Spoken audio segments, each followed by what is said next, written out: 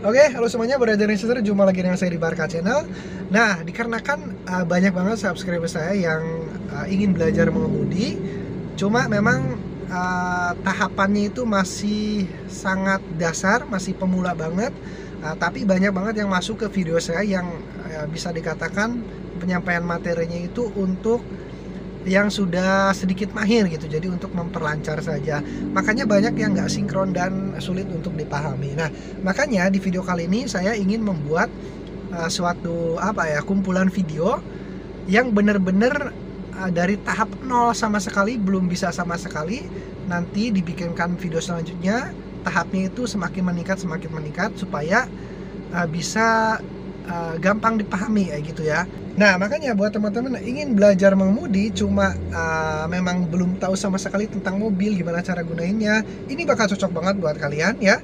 Ikuti terus video saya yang ini, terus juga jangan lupa subscribe karena video-video selanjutnya nanti akan terus nyambung ya. Oke, inilah dia kursus gratis tahap pertama atau tahap pengenalan dasar. Oke, langsung saja, let's go.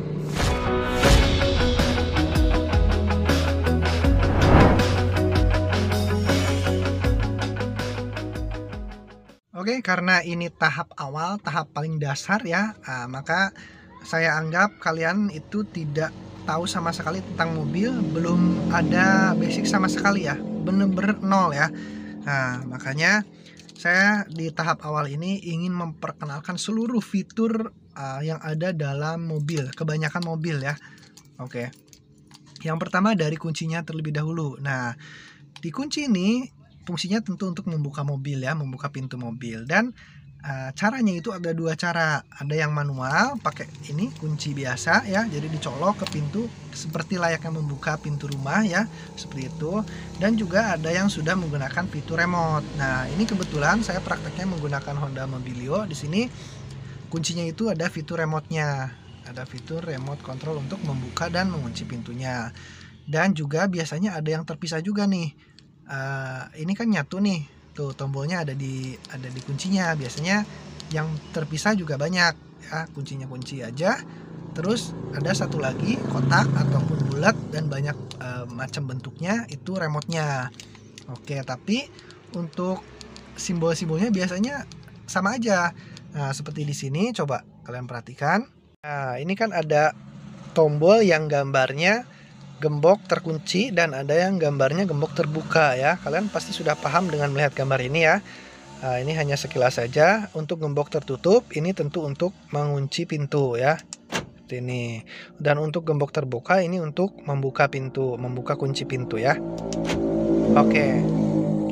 Nah, setelah teman-teman mengenal kunci mobilnya, nah sekarang saya mau ajak memperkenalkan seluruh fitur yang ada dalam mobil ya.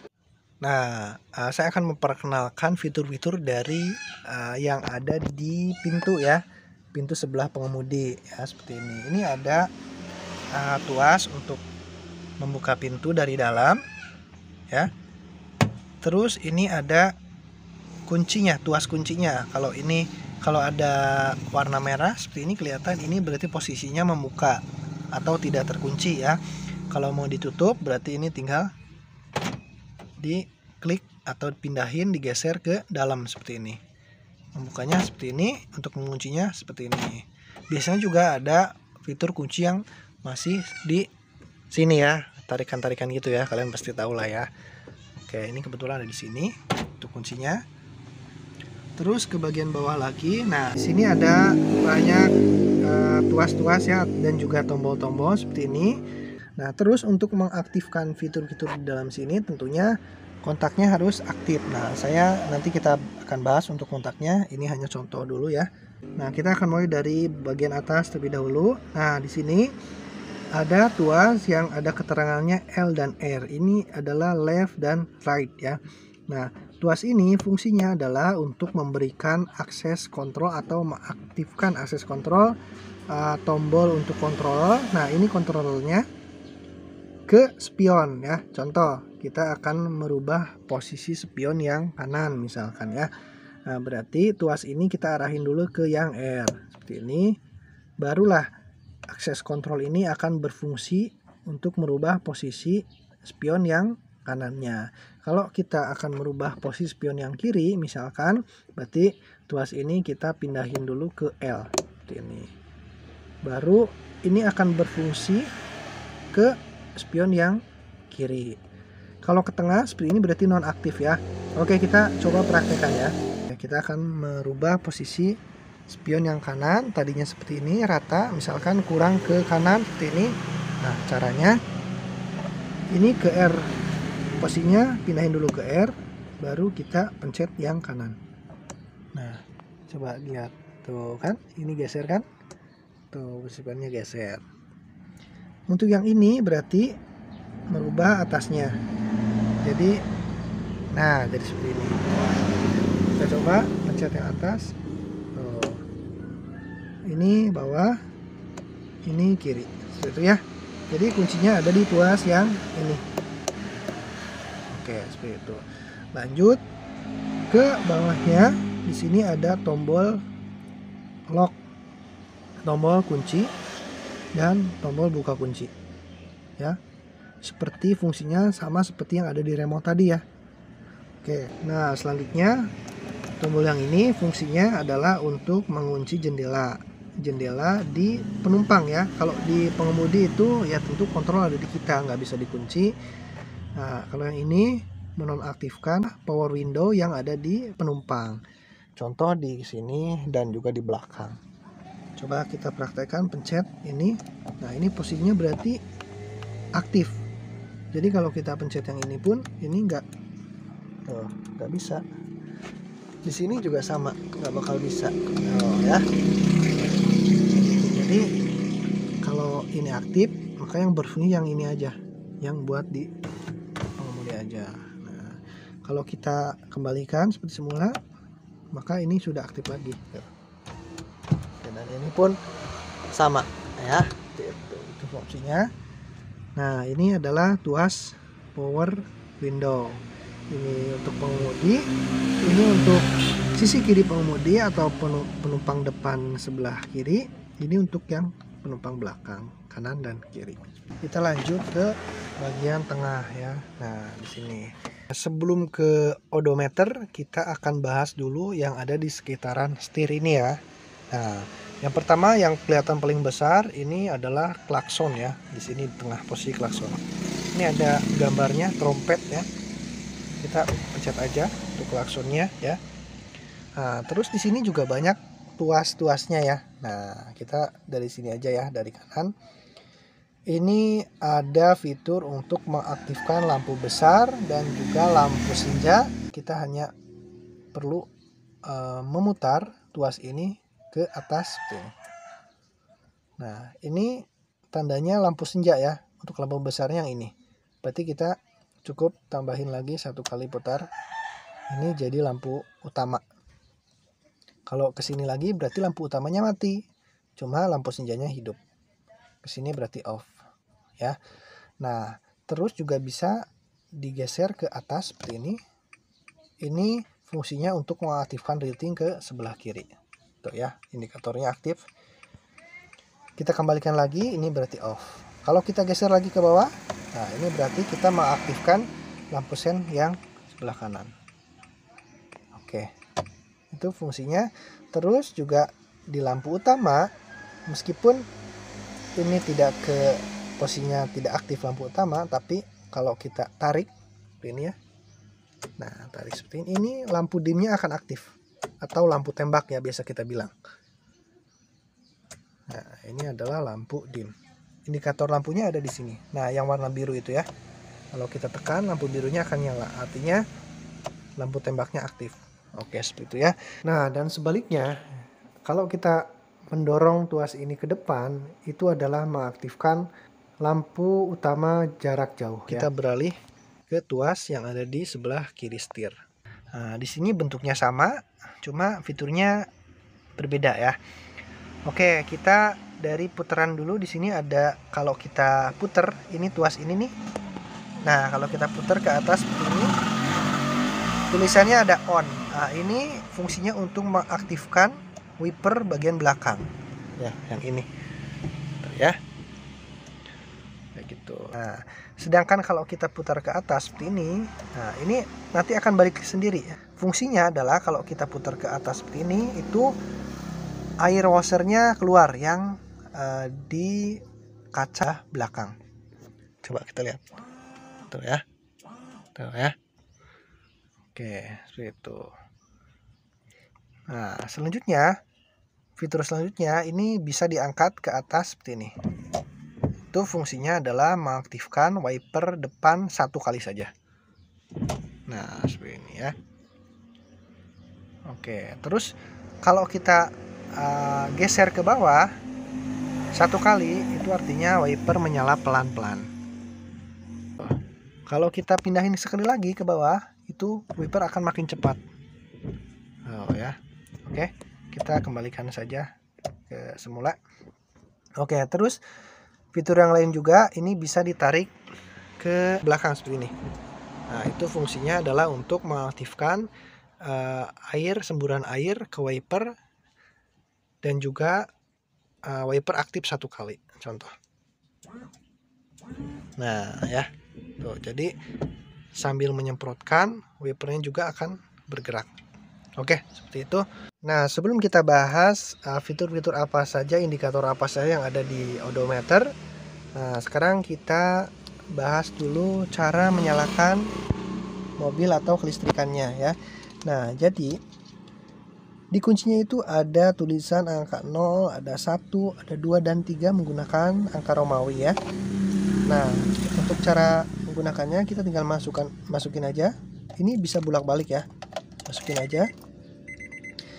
Nah, kalau kita pindahin kuncinya ke angka 1 seperti ini artinya sebagian kelistrikan itu menyala ya, seperti tip, terus juga lighter. Jadi kalau kita mau ngecas itu bisa cukup ya dengan mengaktifkan tuas ke angka 1. Tetapi untuk kelistrikan yang besar seperti odometer itu belum menyala. Untuk kelistrikan power window juga belum menyala. Nah, lanjut kita coba geser ke angka nomor 2. Nah, untuk posisi ini kelistrikan sudah full aktif ya. Seperti speedometer, indikator-indikator yang ada di sini, terus juga power window ya, ini sudah aktif. Seperti itu ya. Nah, jika kalian pindahin ke nomor 3, itu adalah untuk menyalakan mesin. Ya, begitu kita pindahin ke nomor 3, begitu mesin nyala, kita lepas dan si tuas ini akan kembali ke angka 2. Kita contoh. Nah, ya, mesin menyala. Oke, kita matikan dulu karena kita akan bahas fitur di odometer. Matikan, cukup ke angka 1. Tapi di angka 1 ini kunci masih belum bisa dilepas. Untuk melepas kunci kita harus mengembalikan ke angka 0. Caranya adalah harus sambil ditekan. Ditekan ke dalam seperti ini, baru diputar, baru bisa dilepas. Kalau enggak ditekan ini enggak bisa, loh, enggak bisa diputar. Jadi untuk peralihannya itu harus sambil ditekan. Ya, oke. Kita akan membahas odometer, jadi kita nyalakan listrik full, berarti ke angka 2 ya. Oke, langsung saja ke odometer ya. Karena di sini banyak banget lampu-lampu yang berkilauan ya. Oke, pasti di sini banyak banget yang belum tahu lah. Untuk pemula ya, ini ada apa aja, kita langsung tengok. Begitu kelistrikan menyala, ada banyak bahkan ya indikator lampu yang menyala.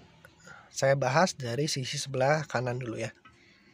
Nah, di sini ada lampu yang bentuknya bulat, terus ada tanda seru ya. Ini artinya rem tangan aktif. Nah, ini rem tangan. Rem tangan aktif. Kalau kita turunin rem tangan, itu nanti lampunya itu mati. Kita angkat lagi rem tangan, lampunya hidup lagi. Ya, jadi itu ya fungsi indikator yang bulat gambar tanda seru ini. Terus Yang di bawahnya ada gambar mobil dengan pintu terbuka, artinya pintunya sedang terbuka. Ya, kalau kita tutup pintunya, maka indikatornya akan mati. Oke, itu ya. Oke, kita geser ke sebelah tengah. Di sini ada lampu berbentuk baterai plus minus ya, seperti ini. Nah, jika lampu ini terus menyala meskipun mesin sudah dihidupkan, artinya ada kerusakan di akinya. Akinya tidak mengisi atau akinya sudah lemah. Nah, itu tandanya ini. Tapi kalau mesinnya sudah dihidupkan dan ini mati lampunya, berarti akinya bagus, tidak ada masalah. Begitu pula dengan indikator yang ini. Ini gambar oli ya. Nah, ini artinya kalau ini hidup meskipun mesin sudah dinyalakan, artinya ada masalah dengan oli. Olinya kurang atau memang olinya nggak ada ya. Ini tekanan oli indikatornya. Kita langsung coba nyalakan ya.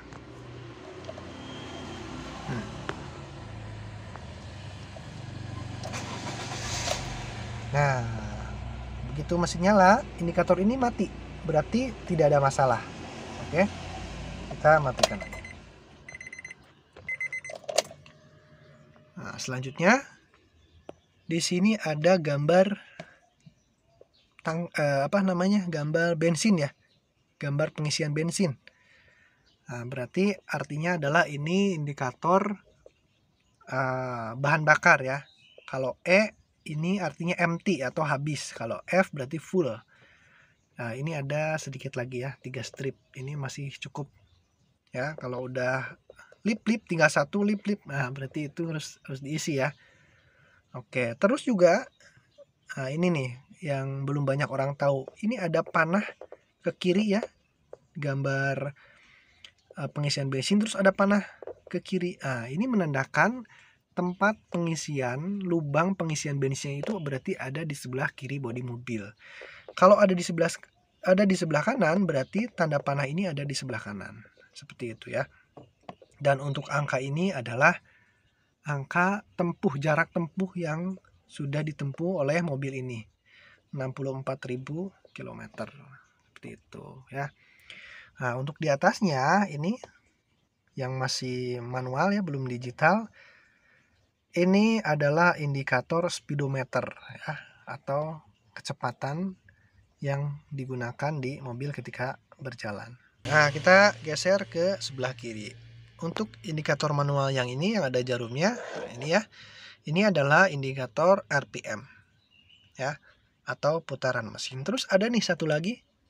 Di sini bulat gambar setir terus tanda seru ya. Nah, ini adalah indikator power steering. Jadi kalau power steering ada masalah, berarti ketika mesin dihidupkan seperti yang tadi ya, ini akan terus menyala. Tapi kalau ini mati setelah dihidupkan, berarti power steeringnya aman. Oke, kita akan lanjut ke bawah dashboard sebelah tengah. Nah, ini biasanya tombol ini itu selalu berwarna merah dan ada logonya segitiga seperti ini. Ini adalah lampu hazard. Coba kita pencet. Nah, ini adalah tanda lampu hazard menyala. Ya. Fungsinya adalah misalkan kita akan memberikan isyarat ada sesuatu yang berbahaya ya, atau ada yang darurat ya, itu kita bisa klik tombol yang ini supaya lampu hazardnya nyala. Oke ya. Nah, terus ke bagian bawahnya di sini ada tuas-tuas AC ya. Ini untuk blowernya. Terus ini untuk freonnya atau pendinginnya. Ini untuk aktifkan freon atau pendingin. Terus ini arah angin, semburan anginnya. Ini bisa ke atas saja, ini bisa ke atas bawah. Nah, terus ini asal semburan anginnya mau dari interior saja, ini kalau dari luar masuk ke dalam berarti ini. Ini biasanya kalau lagi di pegunungan ini enak pakai yang ini, tapi kalau di perkotaan macet-macetan jangan sekali-kali kita arahin ke sini ya, karena nanti kotoran dari luar bakal masuk ke dalam kayak gitu ya. Dan di bawahnya ada colokan listrik atau lighter ya. Ini bisa buat ngecas dan lain sebagainya. Oke ya. Dan di atas di sini ada lampu kabin. Nah, terus untuk fitur pengendali mobil manual itu ada di sini. Tuas persnelengnya. Rata-rata untuk mobil manual itu ada 6 percepatan ya, 5 maju dan 6 mundur. Oke. Nah, untuk cara menggunakan tuas persneleng ini ya, itu sebetulnya udah ada arahannya ya. Di sini gambar ini adalah petunjuk sebetulnya ya. Coba kita perhatikan di sini posisi persneleng itu selalu di netral. Yaitu netral itu ada di sini posisinya. Di tengah antara 3 dan 4. Kalau kita mau menuju ke gigi 1 berarti kita harus tarik persneleng ke kiri sampai mentok, lalu tenagain ke depan. Nah, ini adalah gigi 1 ya. Untuk ke gigi 2 berarti tinggal geser lurus ke bawah. Ya, itu ini. Ini gigi 2. Nah, untuk ke gigi 3 itu mudah banget ya. Kita tidak perlu patokan ke ini. Ke gambarnya ini kan rumit ya, harus ke sini dulu. Enggak, kita cukup kembalikan saja ke netral. Cara kembalikannya ke netral adalah kita tinggal ke depanin, nanti juga dia balik sendiri. Nah, ini 2. Ketika kita mau ke netral, ini tinggal angkat sedikit ke atas dan lepas. Itu udah otomatis balik ke netral. Ya. Makanya kalau kita mau menuju ke gigi 3 itu kita nggak perlu susah payah tenagain ke sini, nggak perlu ya. Karena dengan kita merubah posisi dari gigi 2 ke atas sedikit pun dan dilepas itu sudah ke netral sendiri. Artinya untuk mencapai gigi 3 kita hanya perlu mendorongnya ke atas 1 kali. Nah, seperti ini. Untuk ke gigi 4 kita berarti masuk ke netral dulu, lalu pindah ke gigi 4 1 kali. Ini gigi 4. Oke ya. Berarti ya untuk ke gigi 5 berarti kita ke netralin dulu. Tarik ke sebelah kanan, lalu ke atas. Ini gigi 5. Ke R mundur berarti kita lurus ke paling bawah sampai mentok. Ini R. Untuk kembalikan ke netral kita cukup ke atasin. Nah, lepas. Ini sudah otomatis kembali ke netral. Oke ya. Jadi seperti itu cara menggunakan persnelengnya. Selanjutnya ke bagian belakangnya ini ada tuas rem tangan. Nah, ini kan nggak bisa diapa-apain ya. Ini posisi aktif. Nah, ditandai dengan indikator menyala. Ini aktif. Kalau mau kita turunin, kita harus pencet tombol yang ini. Tapi kalau kita hanya pencet saja, ini nggak bakal bisa dipencet. Caranya adalah kita harus angkat dulu sedikit, baru dipencet. Ya, tuh kan, kayak gitu ya. Kalau tanpa diangkat, ini nggak bisa dipencet. Angkat dulu sedikit, pencet, lalu turunin.